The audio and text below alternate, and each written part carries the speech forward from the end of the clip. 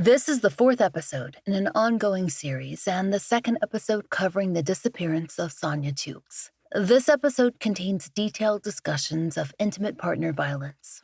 If you are in need of resources, please reach out to 800-799-SAFE or thehotline.org.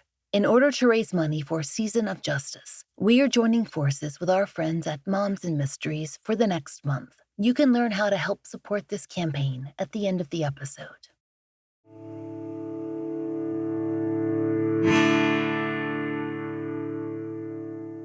This is The Fall Line.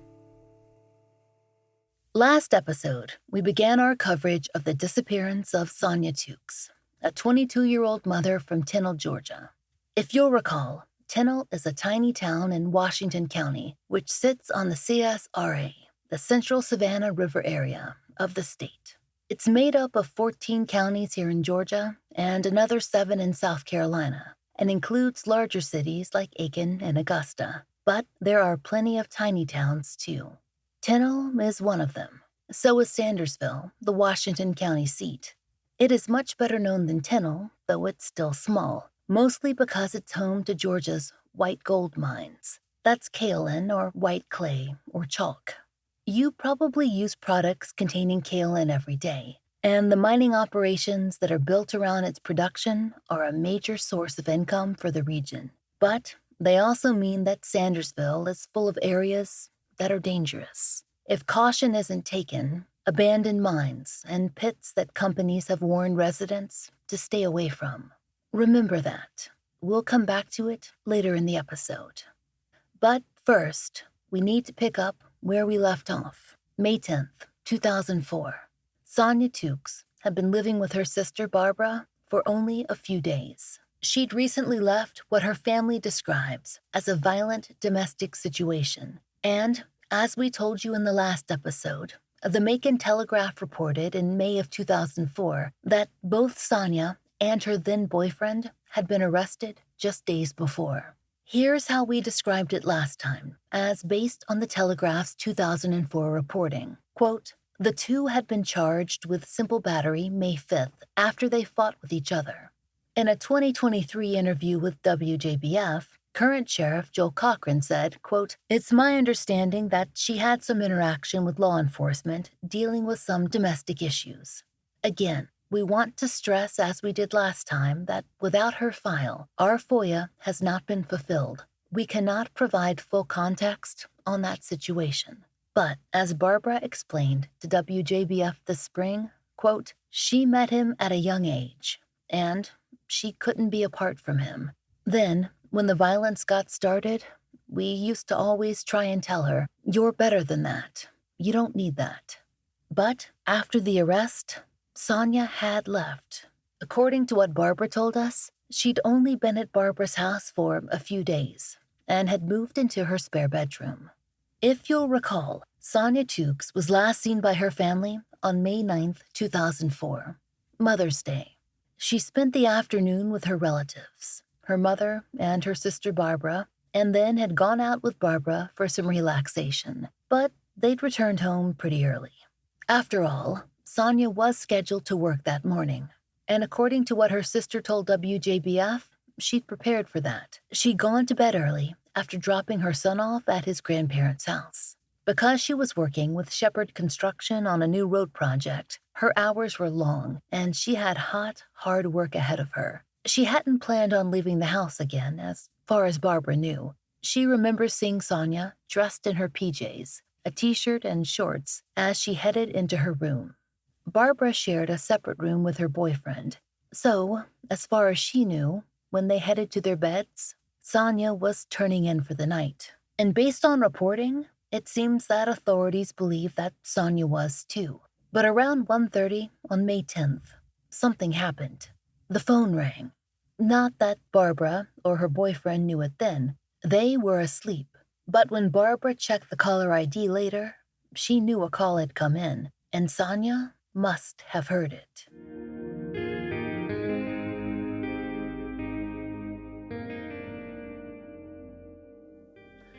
The morning of May 10th began normally enough. Barbara's boyfriend had left early for work, and Sonya would have too, so it wasn't strange to Barbara that she was in the house alone. Barbara was still on maternity leave, so she was home when the phone calls began to come in. Remember, this was 2004. They still had a landline. Many of you probably grew up with landlines, but in case you're unfamiliar with how caller ID functioned 20 years ago, let us explain. Back then, caller ID was a feature that either displayed on your phone, like you'd see on a mobile phone today, or else through an external device that we hooked up to our landlines. It looked like a little display screen. You could scroll through and see all the numbers that had called, whether or not the person had actually left a message. But it wasn't like today's cell phones, in that you were always checking your phone. You checked caller ID when you'd been out of the house, the same way you'd check for voicemail. And Barbara, she had been home all morning. She didn't have any reason to think that there was an issue, not until a call came in from Sonya's employer, asking why she wasn't at work. Barbara thought that Sonya was at work. So that's when she decided to take a look at the caller ID and saw that a phone call had come in early that morning. According to Barbara, she recognized the number. She knew that call was from a payphone, and she said that she believed that Sonya's estranged boyfriend had called from that particular number before. According to NBC 41, investigators would indeed later, quote, trace the call to a payphone on the outside of town at a service station, though, of course, they could not say for sure who had used the phone that morning to call Barbara's residence. But as WJBF reported, Barbara suspected that Sonya would have recognized that number.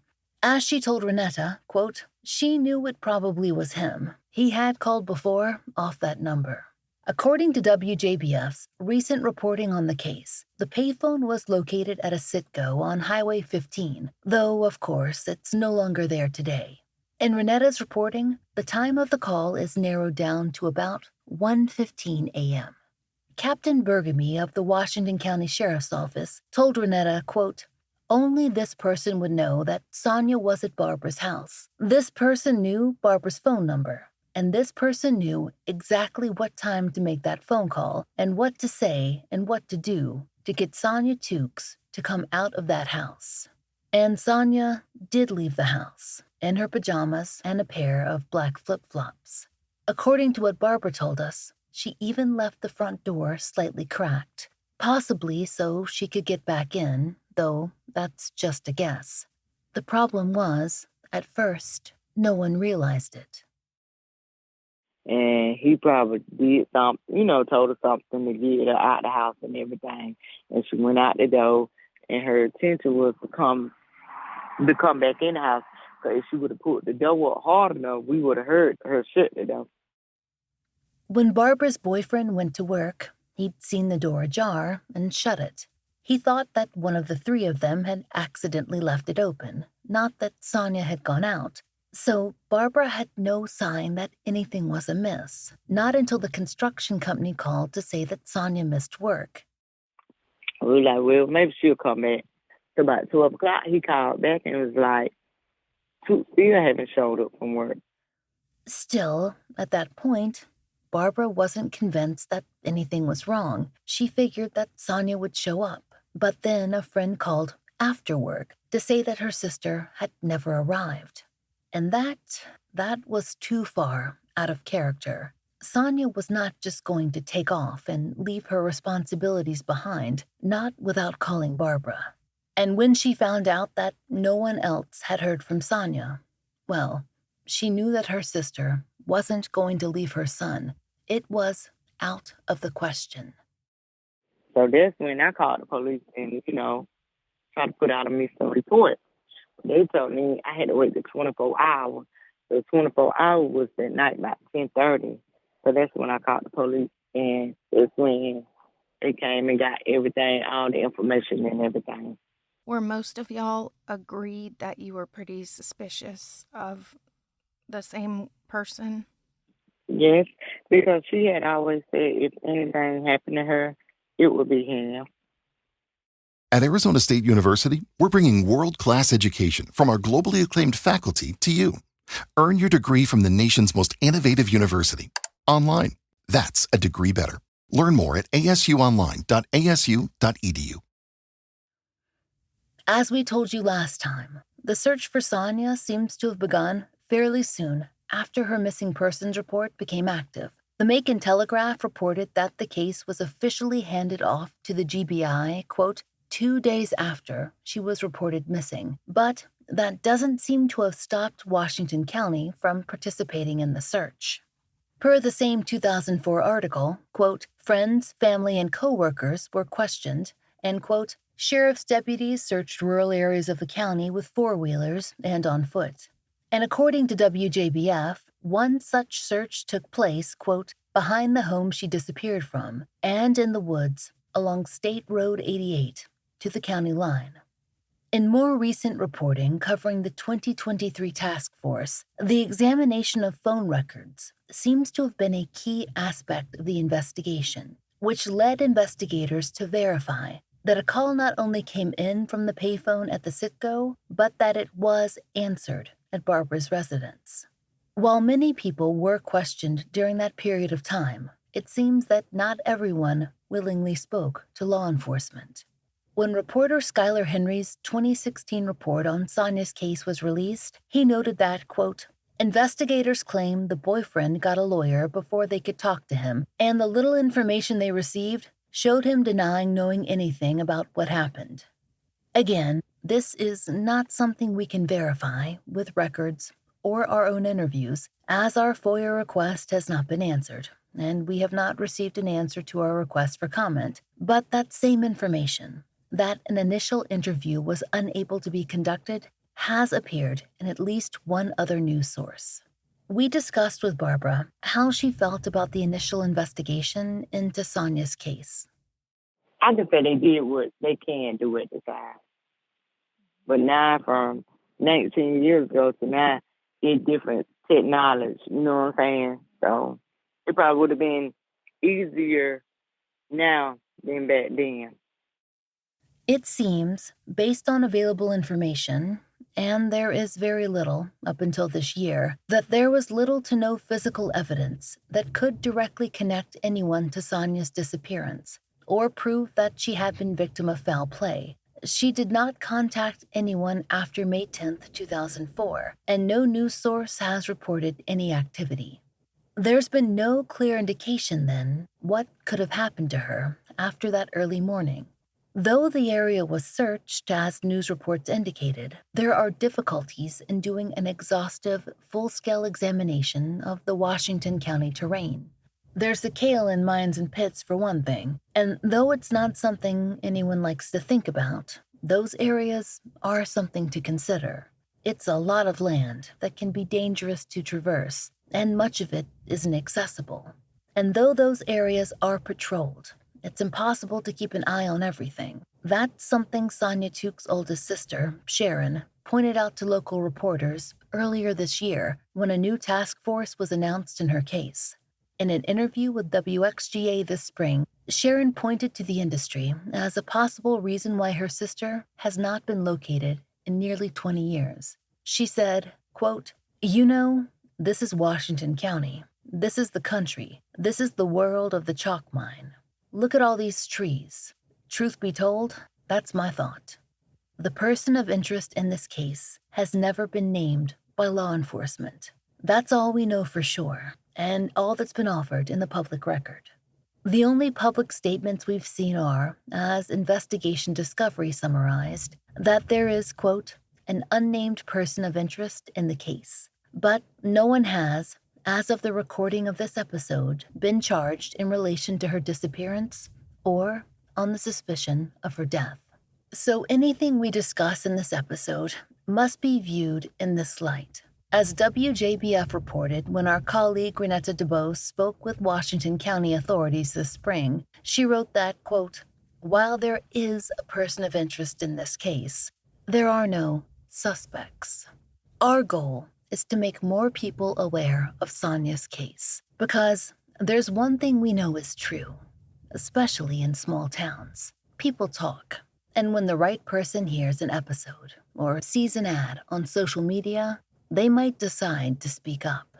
They might realize that a detail that they've been thinking about, not sure if it's important, is key. Or maybe they'll simply decide that Sonya's family has waited long enough. When the major press push came for Sonya this past spring, it was because of that announcement of the new task force in her case, made up of multiple agencies that seemed to be a focus of their renewed energy. Regarding the case, WJBF quoted the current sheriff, Joel Cochran, as saying, quote, "It would be good to get a total new set of eyes looking into what transpired back then." When we asked our colleague Renetta DeBose why she thought Washington County had formed the task force this past spring, whether there was the possibility of new information or some other goal in mind, she seemed to think that the idea of stirring up talk, at least in part, was a tactic. It's always important in a cold case. That's why law enforcement did the things that they did. It was all part of their main plan to basically weed out who might know something. So, of course, the press release, the candlelight vigil, talking to media, all that was because they really felt like they could squeeze out information from the public and that it would eat away at their conscience and the possible killer. So I don't know what led them to this conclusion, but they knew they needed to put the pressure on the public and get information out again.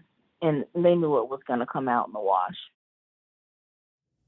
That has been a hard thing for Sonya's family to wait for, because there have been times that they've hoped that someone would come forward with information. Barbara told us that people have made some overtures, but that they've never followed through with the kind of proof that authorities would need. Sonya's siblings have had to watch their mother wait for news. It hasn't been easy. In 2016, Susan, Sonya's mother, told NBC 41, quote, "I'm the type of person now that because of all this, I like to be by myself. I can't take it. I'm going through so much. I can't take this. I can't." Barbara told us that the holidays are the most difficult. Mother's Day and her birthday, they're the two hardest times for my mom. So I try to I give her space because I don't know what kind of mood she in. I just try to give her space and keep an eye on her them 2 days. Mm-hmm. She took all the pictures down that remind her of Sonya, because she said, I didn't even know she had took all the pictures down. And she was like, once she come in the house, it break her down. So she had to take the pictures down and everything. When Sharon, Sonya's older sister, spoke with reporters at the candlelight vigil this spring, WXGA quoted her as saying, "I need answers, not for me. I need to know for my mom and for my nephew." Sonya's son is an adult now, in his mid-20s, and Sonya's mother has spent nearly 2 decades waiting. The round of interviews this spring were emotionally exhausting for her, but she still spoke to reporters. As she explained at the vigil, she needs the community's help.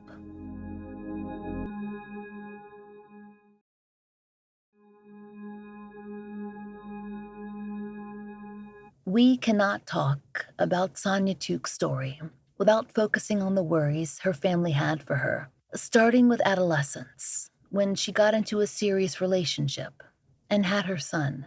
Domestic violence, or as it's more commonly known now, IPV, or intimate partner violence, has been a recurring theme in both interviews and in coverage of her case, and in the concern everyone had for her. Though the police have only spoken on record in recent interviews about the arrest that came just days before her disappearance in 2004, which included both partners, we know that law enforcement engagement in partner violence situations can be complex, and procedure for who is arrested and when varies. And we aren't speaking of Sonya's case alone. We want to focus on what it means for other people too. For any person leaving a situation where intimate partner violence is a factor, the leaving itself Both preparing to leave and physically making the transition is a precarious time. Sonya disappeared within 5 days of her move to Barbara's house, and she's certainly not the only person to have been in that situation. To help us discuss this issue, we reached out to a friend of the show, Amy Hutzel. She's the program director of the Sexual Assault, Child Abuse, and Human Trafficking Unit of the Georgia Criminal Justice Coordinating Council, or CJCC. Amy has been on the show before to discuss her work on the cases of some of the identified and unidentified victims of Samuel Little here in our state. Amy was able to connect us with Jennifer Thomas, a leading expert on intimate partner violence here in Georgia, and the former director of the Georgia Commission on Family Violence. Jennifer is currently with CJCC and was kind enough to walk us through some of the questions we had and to share that information with you. Jennifer is speaking generally here, as she is not an expert on Sonya's case and has not been asked to consult on it. Rather, we asked her to speak on the topic of intimate partner violence and what risk factors arise when one partner leaves a potentially abusive situation. While we're speaking, you'll hear Jennifer mention Dr. Jacqueline Campbell in the next section. She's referring to one of the nation's leading experts on intimate partner violence. Dr. Campbell is, per Johns Hopkins, quote, a national leader in research and advocacy in the field of domestic and intimate partner violence, or IPV. She has authored or co-authored more than 230 publications and 7 books on violence and health outcomes. Her studies pave the way for a growing body of interdisciplinary investigations by researchers in the disciplines of nursing, medicine, and public health, end quote. We know that the most dangerous time for a victim of IPV is when they have left that relationship. In Georgia, I was privileged to be part of our statewide fatality review project for a number of years. And what we saw in reviewing those homicide cases was that, by and large, the majority, well over the majority, the victim at the time of their death had been or were making and taking steps to leave that relationship. If the perpetrator is losing power and control, right, which is what IPV and domestic violence is about. At its core, it's about one person attempting to maintain or gain power and control over another person. And if the offender of IPV senses that they are about to lose that control, not all will result in a homicide, but we have found by and large that is sort of the most at-risk or dangerous time for a victim. In our research and looking at domestic violence deaths and also near fatalities, so we had the privilege to sit and talk to victims of a near fatality, survivors who, had been shot multiple times but survived and were able to sort of tell their story. We learned some risk factors, or as Dr. Jacqueline Campbell many years ago identified these as lethality indicators. And so, we're looking at, and we found several risk factors or lethality indicators that talk about, these things were happening prior to the individual losing their life. So what we found was sort of one of the most common themes or most common factors we found was that a history of physical abuse or emotional abuse or some other type of abusive behavior that had happened in the relationship. So I guess what I'm saying is that the homicide was not the first time that the perpetrator had used violence against their victim, right? So there was a history of violence. We saw that the violence had started to increase or intensify in its severity.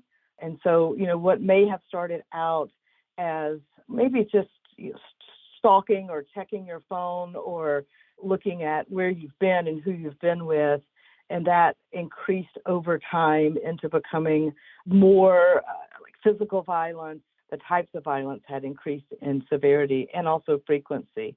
Stalking, definitely we saw stalking as a behavior that we saw in cases that we had studied. And an interesting link that we also found was strangulation, that an individual who has been strangled by their partner is 8 times more likely to be, unfortunately, killed by that person. And what we found is that they're not killed by strangling. It's most often a firearm that's used. But the act of putting your hands on another person's throat and being able to impede their airway and blood flow. So literally, I have your life in my hands. And we really saw a definite link between that also. Not surprising, the presence of a firearm, by and large, most of the domestic violence cases that we studied, the weapon of choice or the weapon that was used was a firearm. And so if there's a firearm, then the potential for death and harm of that victim is increased. Suicide attempts or previous suicide attempts by the perpetrator, co-occurring depression of the perpetrator, and then also alcohol or drug abuse, prior threats to kill the victim, threats or harm against children, abuse while pregnant, harm to pets. Another one we saw was a diagnosis of a serious chronic or terminal illness for the perpetrator. Also, an anticipated loss of financial security from the perpetrator, so losing their job. And then possessiveness over the victim, real jealous. When we had the chance to interview friends and family or interview individuals who had survived a near homicide, we learned a lot of folks talking about the perpetrator believing and saying to the victim, I know you're cheating on me. I know that you're seeing someone else, when in fact, it was not the victim who was stepping out of the relationship, but it was the perpetrator who had stepped out of the relationship. But this was another way of controlling, right? Limiting your resources, trying to make your world smaller. When I talk to survivors, if your world is getting smaller and the perpetrator's world or your partner's world is getting larger because of the smallness that you're now having to live in, I would suggest that you take a look at and ask yourself, is this relationship safe and is it good for me? But what we have to do is be very intentional in listening to the ways that people are talking to us about the violence or the abuse that they have experienced. So they put their hands on my neck, right? Or they held me against the wall. Well, how were they holding you when they did that, right? And so we have to be very intentional in meeting the victim where they are so that we can thoroughly understand the potential risk factors, right? So if I just, someone said to me, well, they held me against the wall and I didn't dig deeper, then I might miss the opportunity to learn about that potential risk factor.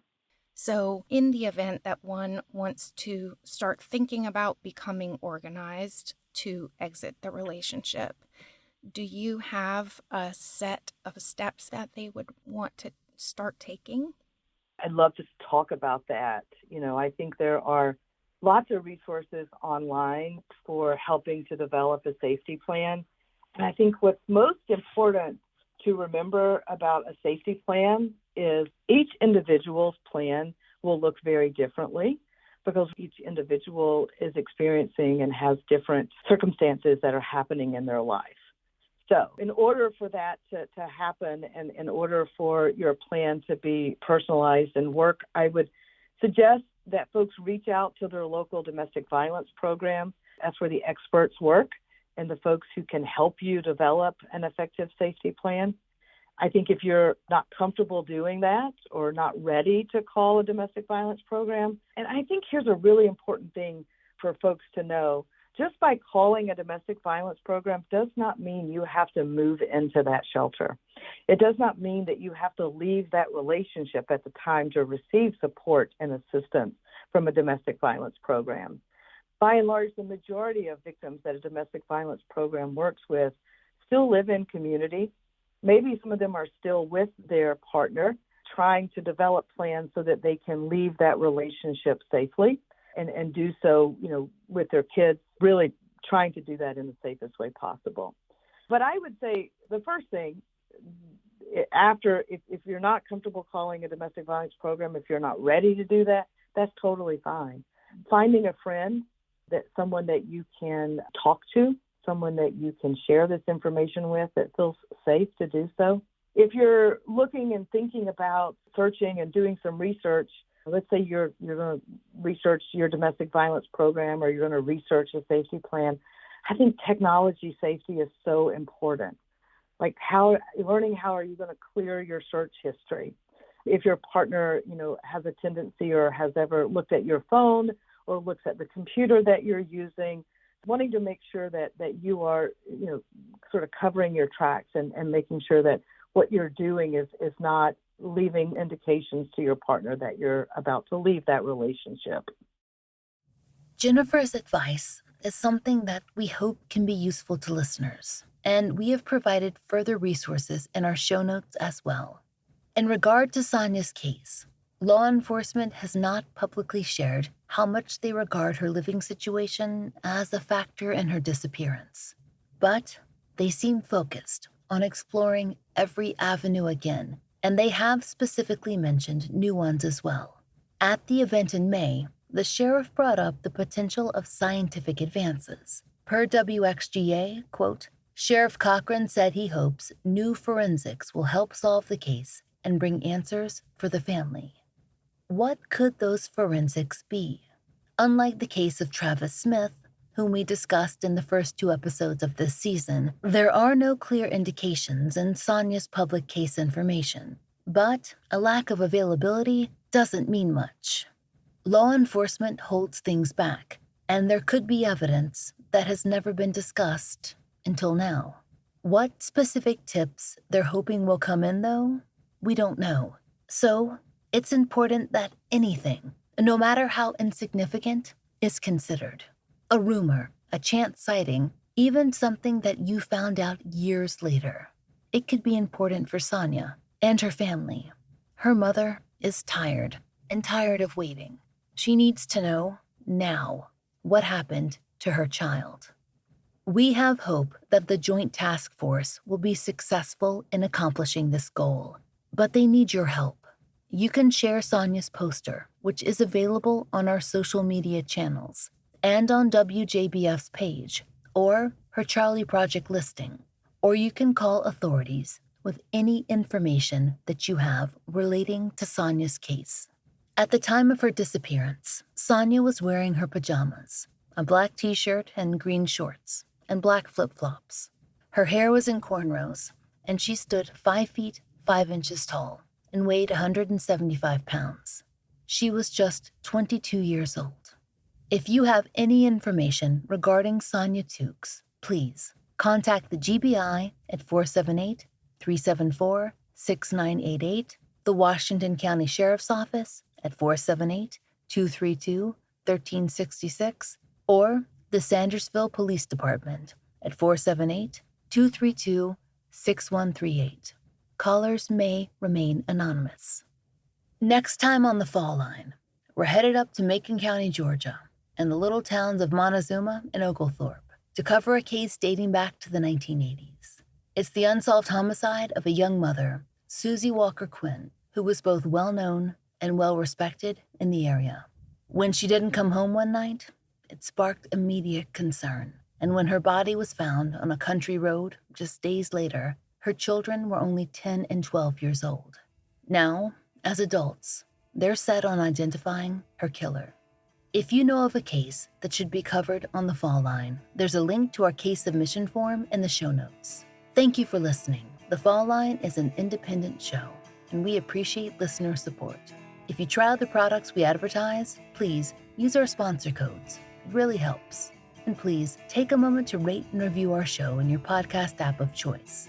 If you're interested in pre-ordering my book, which covers more than a year of my life working on a Jane Doe case and the world of forensic scientists who resolve unidentified persons cases, you can find a link in our show notes. It's called Lay Them to Rest, and it's out this October. Pre-ordering the book is a big factor in its success. And if you pre-order the book, there are opportunities to gain access to exclusive bonus material, like a full-length podcast episode covering a cold case briefly touched on in the book, and a book release Zoom hangout with special guest Josh Hallmark. We'll be discussing our experiences working on Doe cases. You can find details on getting your bonuses by following the link in the show notes. If you already pre-ordered from anywhere, no problem. You are eligible too. If you'd like to support the podcast and the stories we cover, join us on Patreon or Apple Premium. 100% of our Patreon and Apple Premium earnings go toward the Family Therapy Fund, which is supporting therapy for families who have appeared on the show. On Patreon, you can get early release ad-free versions of our regular episodes for $5 a month. If you prefer Apple Premium, you can subscribe there too. The Fall Line is written, hosted, and researched by Laura Norton, with additional research assistance by Brian Waters, Kiana Burgess, and Michaela Morrill. Interviews by Brooke Hargrove. Produced, engineered, and scored by Maura Curry. Content advisement by Brandy C. Williams and Vic Kennedy. And, as always, our most special thanks to Liz Lipka. This month, you can join us in supporting Season of Justice. In order to support our collaboration with Moms and Mysteries, you can share our social media posts regarding the campaign. You can join us today in supporting Season of Justice with a donation by visiting givebutter.com/fallmoms or texting FALL SOJ to 53555. This nonprofit is very personal to us. Let us explain why. So far, 5 families featured on our show have had their awareness campaign grants funded through Season of Justice, including billboards and similar campaigns for Chado Garibay, Leon Laurelis, Jackie Nguyen and Nut Fan, Janice Becky LaPlante, and Matthew Grant. We've been supporting this nonprofit monthly since November 2022, and we hope you'll join us.